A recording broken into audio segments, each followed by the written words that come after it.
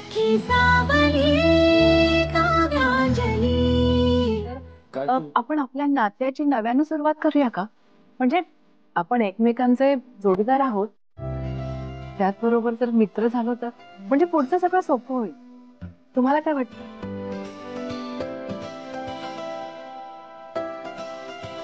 काय झालं? तुम्ही असं स्टॅच्यू का झाला? फ्रेंड्स,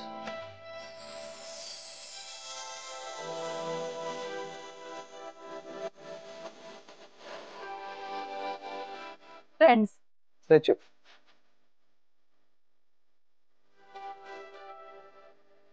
छान झालं जेवण। आता दोघांचे डबे मी संपवा। हे तू काळजी करू नकोस, तुझ्यासाठी जेवण मागवतो ना मी। थांब। हा, लंच मध्ये काय मेनू आहे?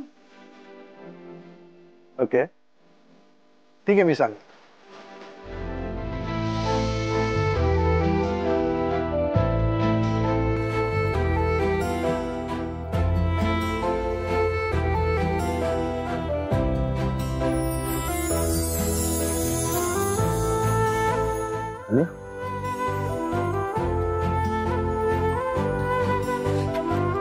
प्रीतम, मी खूप मिस करत होते तुला। एवढ्या जवळ असूनही खूप लांब होतास रे। नाही ना, पण आता आहोत ना पुन्हा जवळ। चल, वहिनीकडनं पटकन तुझ्या बॅग्स घेऊन ये। पुन्हा एकदा गृहप्रवेश करायचा तुझा।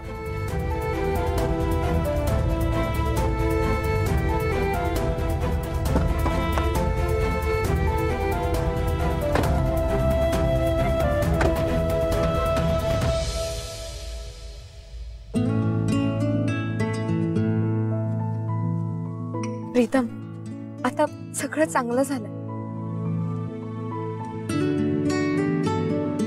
प्रीतम, मी अक्काईला फोन करून तुला सगळं आठवलंय ती आनंदाची बातमी देऊ का?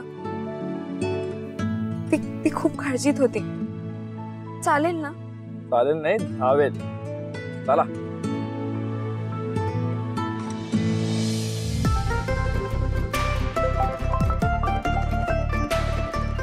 ओके ओके, फक्त फोन पुरतं मी ओव्हर करणार आहे, पण माझ्या डब्याला हात लावायचा नाही। हां, ओव्हर। अहो, काय लहान मुलासारखं करताय तुम्ही? हा लाडू, बोल। अक्काई, अगं काय हे इतका वेळ फोन उचलायला? सगळं ठीक आहे ना? हो, ठीक आहे सगळं। मी ऑफिस मध्ये आहे, आम्ही एकत्र लंच करतोय। बोल ना तू। अक्काई, मला तुला एक आनंदाची बातमी द्यायची। काय? प्रीतमला आता सगळं आठवलंय। आमचं नातं, आमचं लग्न, सगळं। माझ्या बॅग्स परत घेऊन यायला आम्ही दोघेही तुझ्या घरी जातोय। काय सांगतेस लाडू? अगं, ही खरंच खूप आनंदाची बातमी आहे। मी म्हंटल होतं ना तुला असं होणार म्हणून। देवाने प्रार्थना ऐकली। आपल्या दोघांच्याही आयुष्यातला आनंद परत आला। बरं ऐक, मी आता ऑफिस मध्ये आहे, तू घरी जाऊन तुझ्या आवरावर वगैरे कर, पण मी आल्याशिवाय जाऊ नकोस हा। मला भेटूनच जा, येते मी। बरं ठीक आहे, तू लवकर ये।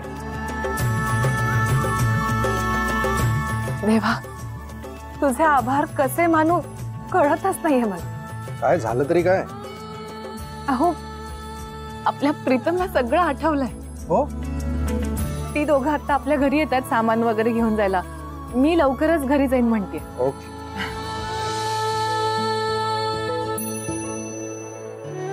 आणि हो, मी उद्यापासून तुमच्या बरोबर जेवायला बसणार नाही। घरी जायचंय ना? की स्टॅच्यू म्हणून? नाही, घरी जायचंय।